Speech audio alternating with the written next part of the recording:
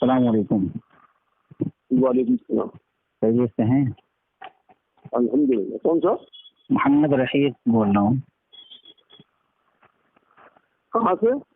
سیتا پور سے بول رہا ہوں۔ یہ ایک شرائط نامہ آیا ہوا تھا اچھا تقرری کے تعلق سے۔ جی جی۔ تو کیا مطلب آپ کی جانب سے یہ نکلا ہے، آپ کی کمیٹی کی جانب سے؟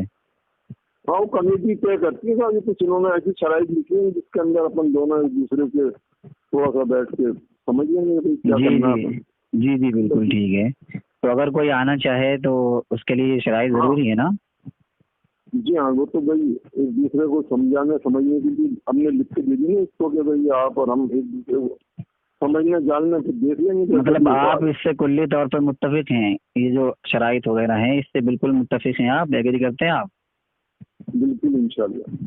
اگر کوئی آنا چاہے تو اس کے لیے یہ شرائط ضروری ہے نا؟ جی ہاں۔ تو اتنے ہائی فائی جو آپ نے شرائط لگائے ہیں تو اس کے حساب سے تنخواہ بھی تو آپ کو رکھنی چاہیے۔ جی۔ تنخواہ کتنی دینا چاہ رہے ہیں آپ؟ جی اس میں تنخواہ کا لکھا ہوا ہے منصب امامت کے لیے آپ نے 10,000 تنخواہ رکھی ہے۔ جی ہاں، 10,000 رکھی ہے۔ اور آپ نے اتنی قیودات لگائی ہیں کہ اگر کسی مدرسے میں پڑھانا چاہے، کسی مکتب میں پڑھانا چاہے، کسی جامعات میں پڑھانا چاہے تو اس کو اجازت نہیں ہے۔ جی ہوتا ہے، ڈسٹرب ہو جاتا ہے آدمی، مدرسے میں بھی جاتا ہے۔ کیسے ڈسٹرب ہو جاتا ہے؟ آپ لوگ آج کل امت کیوں پریشان ہے؟ علماء کیوں اس دنیا سے اٹھ رہے ہیں کہ آپ جیسے لوگوں نے امام کو غلام سمجھ لیا ہے۔ جی انتہائی شرم کی بات ہے۔ آپ یہ بتائیے کہ وضو کے فرائض آپ کو یاد ہیں؟ بتائیے حاجی صاحب، میں آپ سے یہ جاننا چاہ رہا ہوں کہ آپ وضو کے فرائض جانتے ہیں؟ جی ہاں فرمائیں کیا ہے؟ دیکھیے ایسا ہے، میں تو جاہل ہوں اور آپ ہیں عالم۔ نہیں، اگر آپ جاہل ہیں تو پھر آپ اس طرح کے شرائط امام کے لیے، ایک وضو جو سب سے اہم چیز ہے اس کے فرائض آپ کو نہیں معلوم، اور آپ اپنے امام کو بالکل ایسا چاہ رہے ہیں جیسے صحابی ہو وہ۔ آپ کو ایک وضو کے فرائض نہیں معلوم اور آپ بات کر رہے ہیں ایسے امام کی؟ آپ جیسے مقتدی کا امام ایسا ہو؟ ارے شرم آنی چاہیے ایسے لوگوں کو۔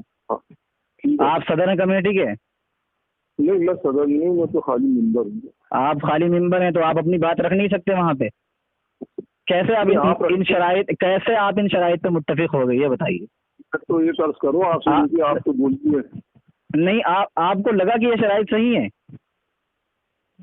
اور پھر اتنے شرائط کے ساتھ 10,000 روپیہ صحیح ہے؟ ہو سکتا ہے غلط ہو سر۔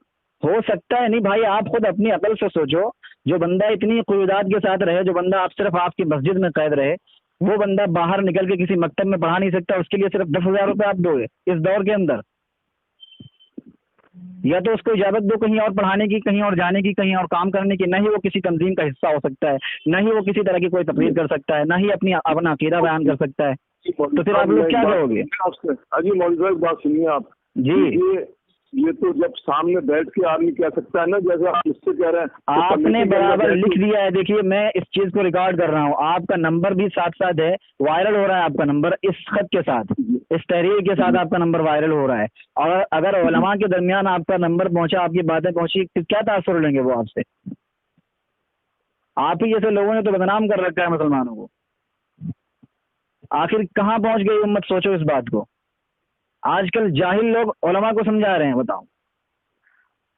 آپ جیسے متولیان ایسے حاکم بنے بیٹھے ہوئے ہیں کہ جیسے امام کو خرید لیا ہو۔ بھائی آپ امام چاہتے ہو غلام چاہتے ہو؟ یہ بتاؤ۔ آپ بولے جائیے آپ۔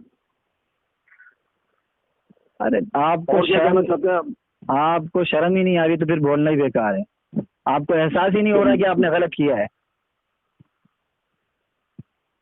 مجھے تو حیرت ہو رہی ہے کہ آپ ایک اچھے مسلمان ہونے کے باوجود ان سب باتوں پہ متفق ہو گئے۔ جبھی تو آپ کے سامنے زبان نہیں کھولیں گے کہ آپ بول رہے ہو تو خاموش۔ اسی لیے تو میں کہہ رہا ہوں کہ آپ کو اگر احساس ہے تو پھر آپ کو متفق نہیں ہونا چاہیے تھا ان باتوں سے۔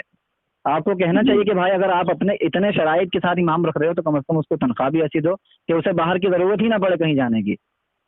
آپ کو اس طرح کی باتوں کا خیال رکھنا چاہیے نا، اماموں کے بھی بچے ہوتے ہیں۔ मुझे कोई इमामत का शौक नहीं है, मैं तो अभी तालीमी सिलसिला अपना शुरू किया हुआ है, लेकिन मैं ये देखना चाह रहा था कि भाई आप ये जो कर रहे हैं ये कुल्ली तौर पे मुत्तफिक हैं या फिर सिर्फ फेक नंबर आपका चलाया जा रहा है। इसीलिए सबसे पहले मैंने आपसे ये मालूम किया था कि आप इससे मुत्तफिक हैं। आपने कहा जी। तो भाई इस तरह की शराइत लगा के क्यों आप लोग अपनी दुनिया और आखिरत बर्बाद करना चाह रहे हो? अल्लाह के वास्ते इस तरह के शराइत से बाज आओ।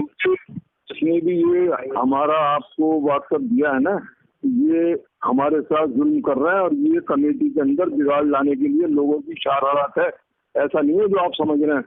तो आप बताएं ना क्या है मसला, असल बताएं आप। मसला तो जब ही होगा जब आप आके बैठेंगे, बात सामने रखेंगे, ऐसे थोड़ी होगा। क्यों भाई, ये जो शराइत लिखे गए हैं आपने इनको पढ़ा है? किसके साइन है इसके ऊपर? ये बताइए किसके साइन है? ये बाकायदा एक तहरीर नामा है जिसके ऊपर शराइत नामा लिखा हुआ तकर्रुरी के लिए, इमाम के लिए, और वो तमाम तर शराइत लिखे हुए हैं 13। उन 13 शराइत पे ये 13 शराइत में कोई अब कोई बीच के अंदर कोई शरारत करेगा तो हम क्या करेंगे इसका? अच्छा, अब आप कह रहे हैं कि हमने कोई देखी नहीं। अब हमने जब शुरू में पढ़ के सुनाया था। अच्छा हाजी साहब मेरी बात सुनेंगे। शुरू में मैंने जब आपसे कहा था कि ये शराइत हैं इमाम के लिए, ये शराइत है, तो आपने इमाम के लिए तो आपसे सुनना चाहिए। मस्जिद हादा के मनसब इमामत के लिए तकर्री इब्तदाई तौर पर 1 माह के लिए ज़रूरी, 1 माह के लिए आरज़ी तौर पर की जाएगी। यानी कि आरज़ी तौर पर 1 माह के लिए आप रखेंगे, उसके बाद आप कंफर्म करेंगे कि रखना है या नहीं रखना है। पहली शर्त ये है। तो इस तरह की शराइत आपके दरमियान आई है हाजी साहब? मैं कमेटी के नंबर जो आपके पास है, आपको मैं सदर साहब से बात करा दूंगा, आप बात कर लेना। हाँ बिल्कुल, आप सदर साहब का नंबर दें। इस तरह की शराइत से उम्मत में बिगाड़ पैदा होता है भाई साहब। ठीक है सर। ठीक है, जज़ाकल्लाह। अल्लाह आप सबको सलामत रखे और सही समझ अदा फरमाए।